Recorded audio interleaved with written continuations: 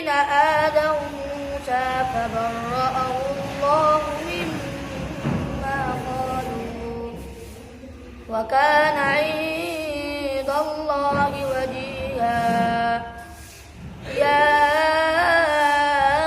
أيها الذين آمنوا اتقوا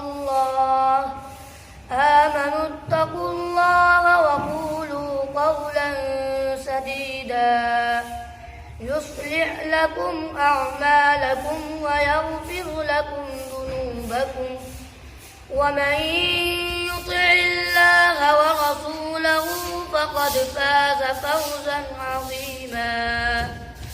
إنا عرضنا الأمانة على السماوات والأرض والجبال فأبين أن يحملنها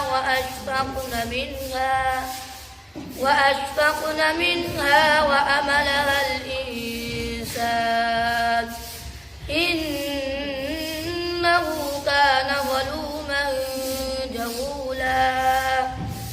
ليعذب الله المنافقين والمنافقات